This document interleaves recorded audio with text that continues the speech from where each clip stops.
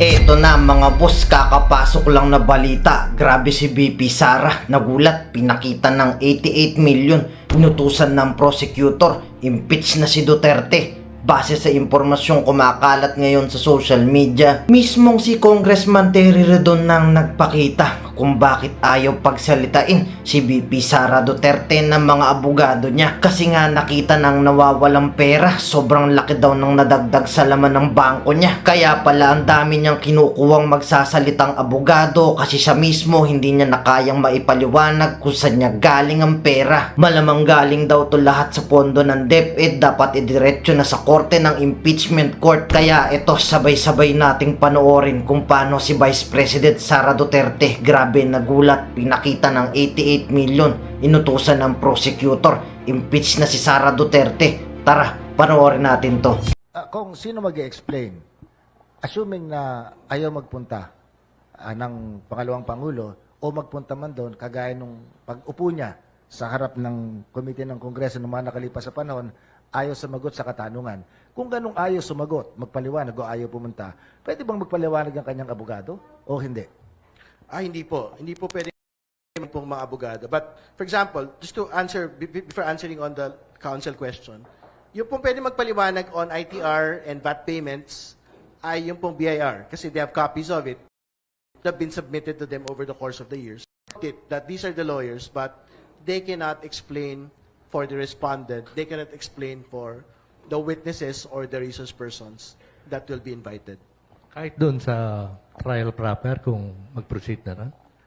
Sa trial proper po, iba ho yung rules eh. So, pagka po ganun, I think the lawyers are allowed to basically represent and speak for the respondent po. Speaking of the Vice President's lawyers, Kong, ano ang kayo nagpahayag na merong dalawa doon na nag-enter ng appearance nila na medyo hindi kayo pabor? Ano ang move ng committee moving forward? Well, the committee po will deliberate on what to do po with the concern, no?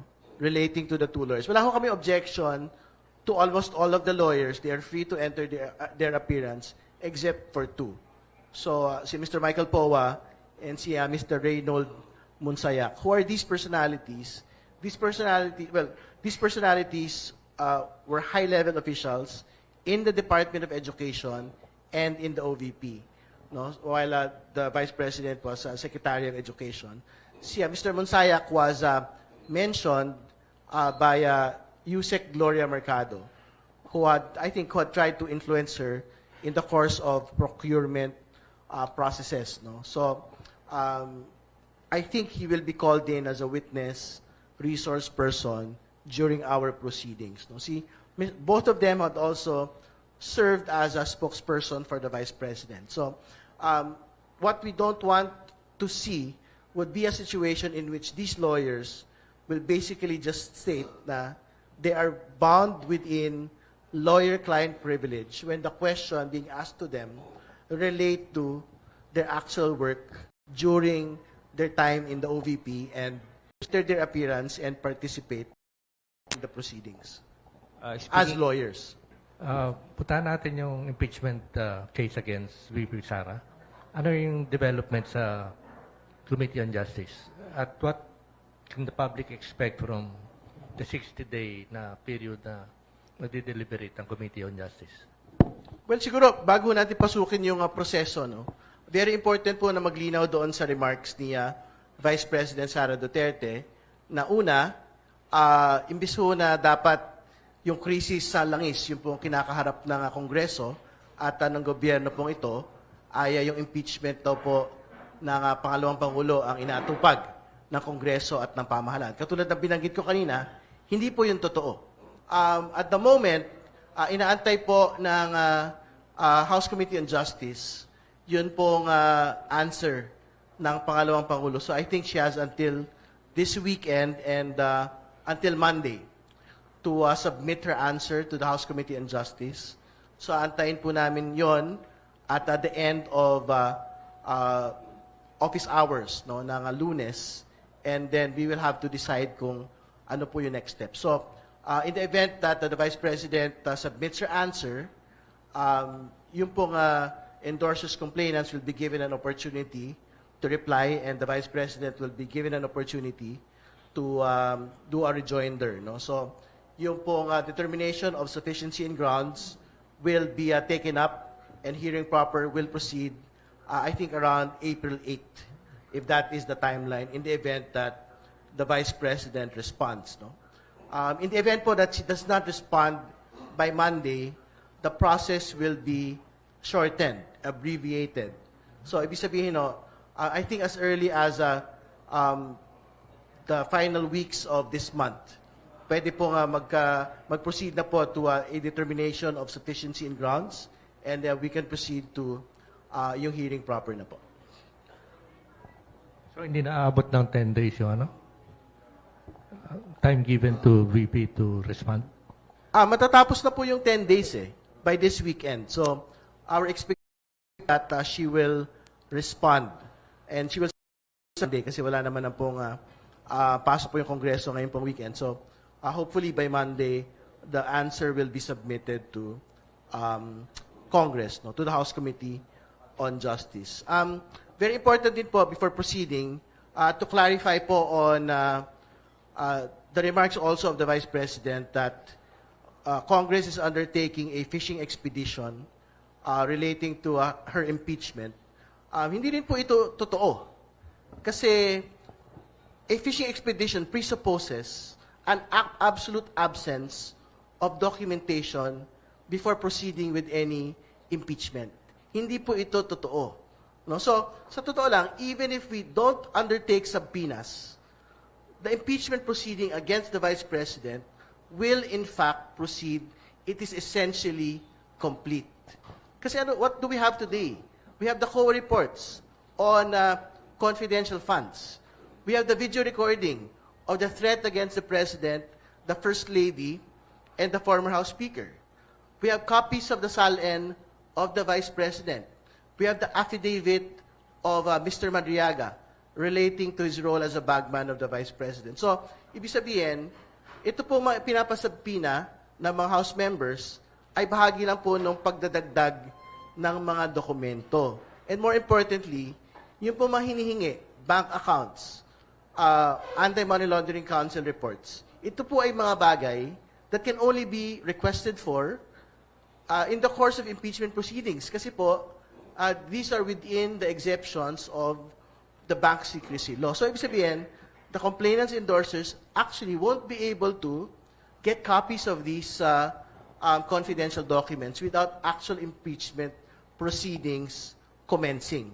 So, talagang tama lang po yung timing na dito po ilulunsad ito pong mga subpoenas na ito. And more importantly, at ito po yung hindi binanggit ni Congressman Jokno sa kanya pong motion for subpoena and to secure Mr. Madriaga, we will not just be doing a subpoena on the SALNs and bank transactions of Vice President Duterte and Attorney Manscarpio. We will also undertake subpoenas on the income tax returns of the couple, income tax returns, VAT returns, and SEC registration, all the businesses that had been listed in the SALN of the Vice President for 2023 and 2024. Of 18 million in 2011, SALN was around 7 million. The 2024 SALN was 88 million net worth. No? The cumulative salary of the Vice President from 2007 to 2024 would amount to around 30 to 40 million in total from 07 to 24. So, what needs to be explained by the Vice President is the gap between 30 to 40 million and the 88 million net worth that has been submitted in 2024. So, saan po yun mapapaliwanag? Maipapaliwanag po ito doon sa sinasabi po nilang other lawful income, which was taken from what? From law practice and from yung po mga business interests that had been listed in that SALN. So, ibig sabihin, yung 50 million po should be produced by these business interests, by these professional interests. No? And from our computations po, ang dapat ho nating makita dito, in the course of proceedings, a revenue over 17 years of around 200 million to 400 million para mailuwal po natin yung 50 million na gap between yung pong 30 to 40 million cumulative salary and yung pong 88 million na net worth in 2024. Kung balikan ko lang yan, pag kailangan ba ipaliwanag yung 50 million na gap, hindi siya pwedeng gumawa ng corrective measure. Kasi tinanong ko yan kasi naalala ko yung kaso ng dating Chief Justice Sereno, erroneous submission ng kanyang salin, and she was kicked out. Ibang bagay yung correction, ano? Ibig sabihin, kasi yung mere correction, for example, you did not disclose it into your SALN. Siyempre, ibang bagay yan kasi SALN should actually reflect yung pong actual picture ng iyong wealth. Hindi ba? Pero, mas mabigat po kasi yung difficulty to explain the gap between yung cumulative salary and yung pong actual stated net worth. No? Kasi, ano ho yun meron hong presumption, may prima facie showing po ng unexplained wealth Hindi ba? Pagka that gap is actually not explained. So, the proceedings in the impeachment will in fact provide the opportunity to the Vice President to actually explain that particular 50 million gap. Kung, as a lawyer that you are, wala siyang isinumiting explanation. Walang documentation kung saan nagmula yung gap na 50 million pesos. Hindi ho ba kung ano man ang idaragdag niyang papeles, mahuhulog yun doon sa kategorya ng correction? Hindi siya nagpaliwanag yun So, technically, sa mata ng logic, wala. Walang paliwanag, walang documentation. Kung naglagay doon, hindi ba papasok sa salitang correction? Well, ibigay ho natin sa kanya po yung benefit of the doubt. No? Kasi, syempre, ultimately, if it's something that can in fact be explained by three things, no? The SEC documents of the businesses and the law office. Second, yung pong ITRs and VAT payments. Basically, to show the revenue, di ma-explain ho nila yung gap. No? Pero, yung baka hindi ho nila ma-explain doon, yung pong hindi ho nabanggit na ilang bahagi o sa ilang mga particular na mga taon. Speaking of Madriaga, are we expecting him, Kong, to appear during these proceedings? Yes, we are expecting Mr. Madriaga to appear. More importantly, to provide credibility to his testimony. Siyempre, we acknowledge the fact na he is a detained personality over a serious charge. But si Congressman Jokto is asking for further security to his person because of supposed threats. So that is something that we will resolve as we get into hearing proper. No? Pero very important din po, yung pong inabot na rin nung mga admissions po ni Vice President on Mr. Madriaga.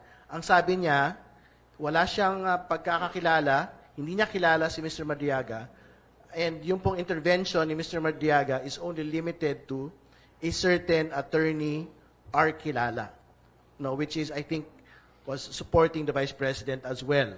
But syempre, if you end it with Mr. Kilala, the next question would be, who is Mr. Kilala? And I think yung pong information would show na this particular person is also one layer away also from colleagues and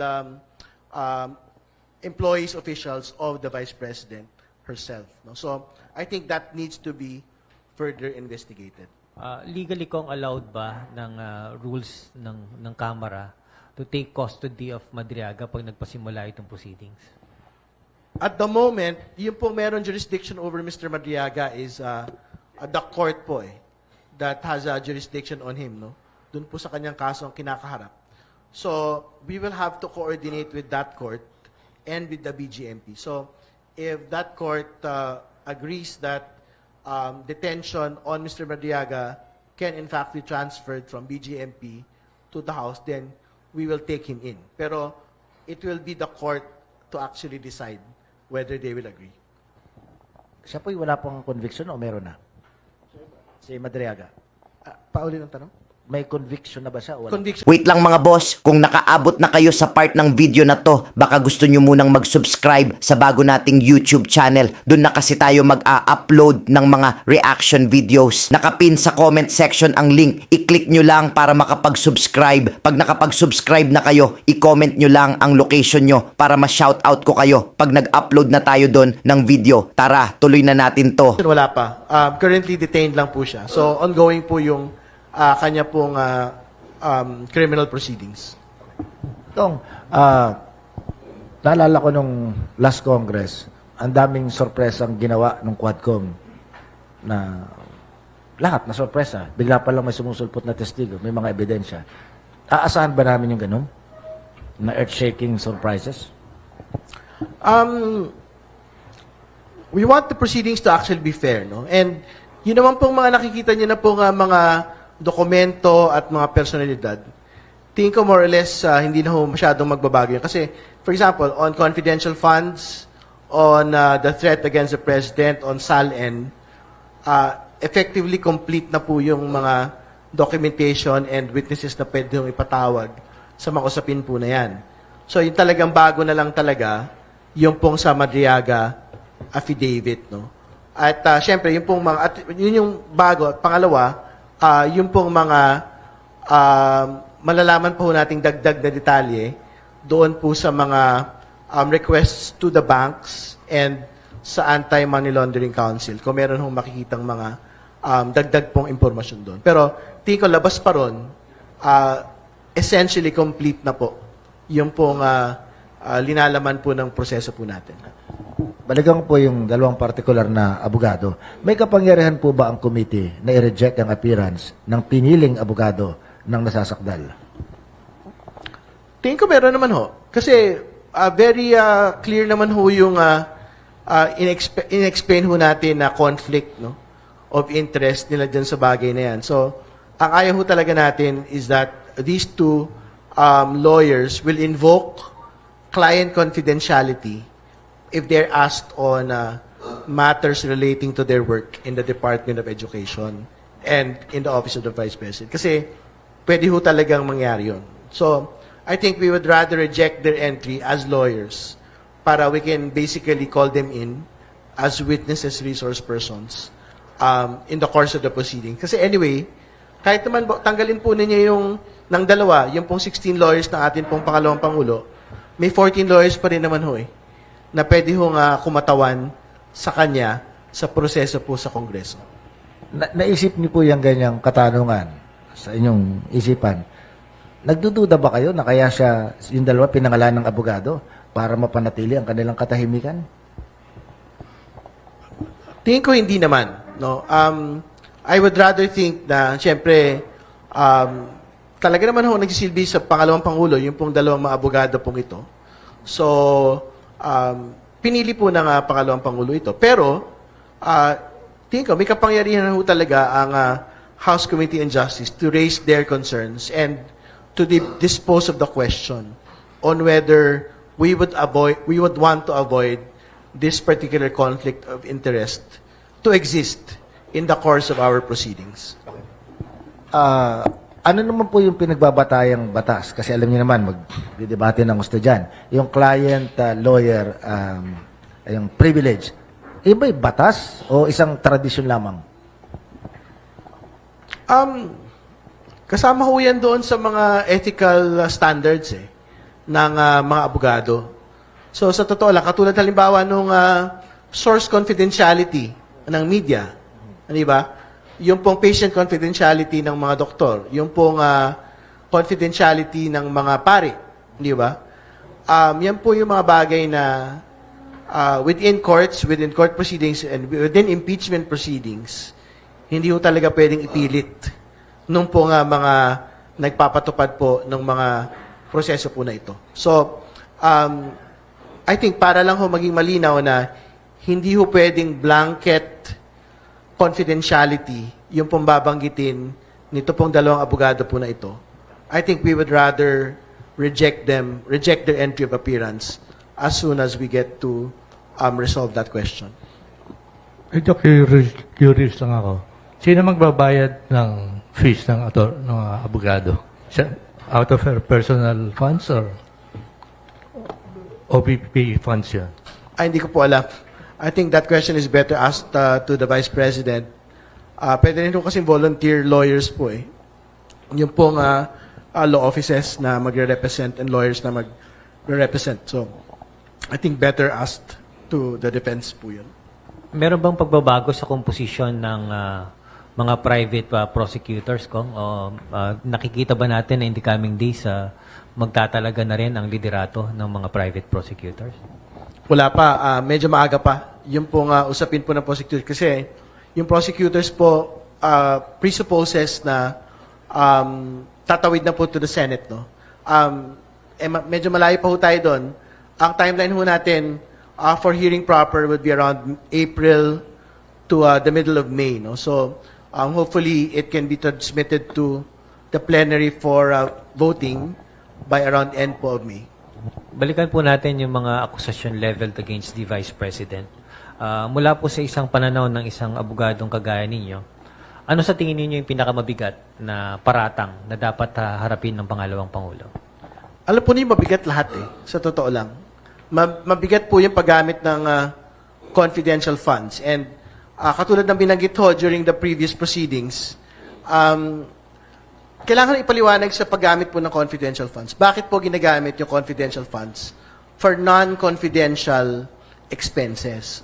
So, binanggit po ng COA yun. In fact, yung pong notice of disallowance ng Commission on Audit on the use of confidential funds for 2022 has an actual objection on the use of it relating to team building activities. No? So, ibig sabihin nun ng team building activities, ito po yung ginagawa ng mga opisina, ng mga kumpanya, hindi ba? Pagka gusto nila palakasin yung camaraderie po ng mga empleyado. So, prohibited use ito pong bagay na ito sa confidential funds. No? Kasi, very specific po, yung pinagagamitan lang po ng confidential funds. So, ibig sabihin, very important po yung confidential funds for the reception of confidential information. So, hindi yan pwedeng gamitin doon sa ordinary administrative expenses. Katulad ng team building ng isa pong opisina. Isang bagay pa lang ho yun on confidential funds. No? Ibang bagay pa ho yung paggamit ng mga rental para sa pag-upa po ng safe houses at 500,000 pesos per safe house ng confidential funds po na ito. And ang pagtingin ho namin, para mataas yun para sa rental po ng safe houses. Kasi ang 500,000 per month, hindi lang ho ito over the course of 11 days, ay pwede na hong makaupa yan sa Forbes Park, Dasmariñas Village, pinakamahal na kondo sa Bonifacio Global City. No? And even if doon man talaga ho umupa, ang tanong ho ng mga intelligence community, bakit doon kayo uupa? Sa mga mahal po na mga lugar po na yun, ba't nyo doon itatago yung inyo pong mga confidential issues? So, yun yung confidential funds. Yung pong second, yung pong death threat against the President, the former House Speaker, and the First Lady, di ko malinaw ho yung ebidensya doon. Malinaw din ho in-explain ni Congresswoman Janice Digamo na kahit sabihin mong conditional threat, ito pong mga bagay na ito, it can still result into an actual killing as what had happened to her husband, Governor Digamo. It started with a conditional threat, evolved to an actual threat, and then ended into his killing. Hindi ba? So, yung bagay na yan, hindi ho minamaliit ng Kongreso. And more importantly, meron pa isang instance eh. Hindi lang naman ho yung during that press conference ho, nagbanta ang Vice President against the President. Meron pang isa kung saan sinabi niya na gusto niyang pugutan ng ulo ang Pangulo. And it is something that is not conditional as far as the committee is concerned. And pangatlo, yung pong SALN, nakita naman ho natin, malaki ho yung pagkakaiba, kailangang ipaliwanag yung 50 million gap between cumulative salary and the net worth as stated in 2024. May sabpina na po bang ibinigay dun sa mga bank records?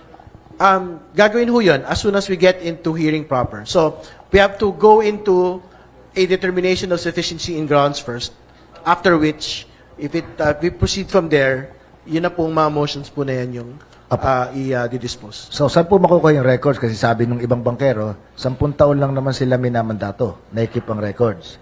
So, sa Central Bank, meron bang ganon? Na record na ganon kahaba? Yung po AMLAC, I think meron po yung records, no? Across the years, no? So, syempre, we will follow yung pong mga prescriptive periods po nung pong mga bangko at ng AMLAC, no? To make a determination on the inflows and the outflows and the transactions, no? Pero, gusto natin makita, ano ba itsura talaga po ng bank records ng mag-asawang Duterte at ng lahat pa ho ng mga related transactions po sa kanila pong mga accounts.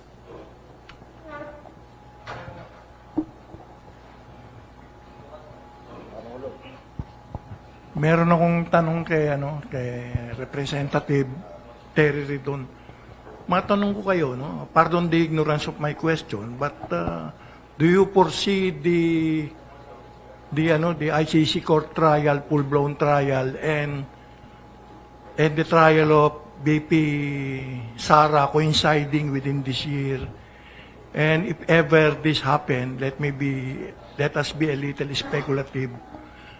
Would we expect some political instability or something, or chaos, or what, if these two trials coincide within this year? I don't think we're looking at political instability. I think we're looking at an implementation of justice and accountability mechanisms at different levels, no?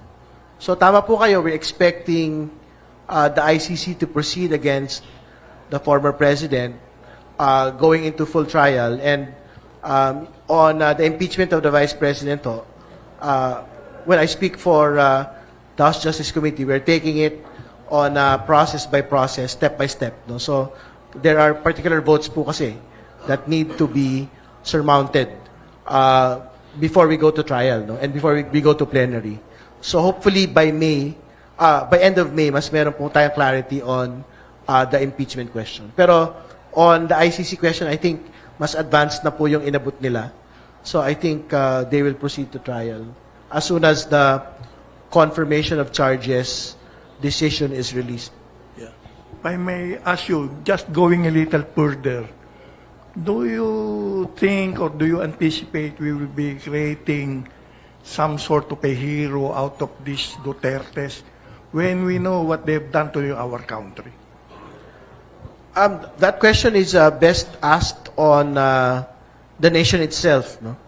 So, sa totoo naman ho, these are processes na pinagdadaanan po ng atin pong mga institusyon, at sa dulo-dulo naman ho ang mamamayan po yung magpapasya on what the historic record of these personalities will be.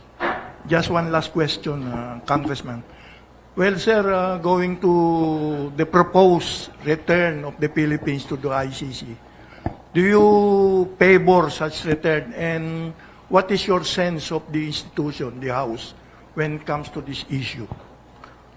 I think yung pong mga human rights advocates and those that had seen the importance of the Rome Statute will have no objection to a return to the International Criminal Court, no?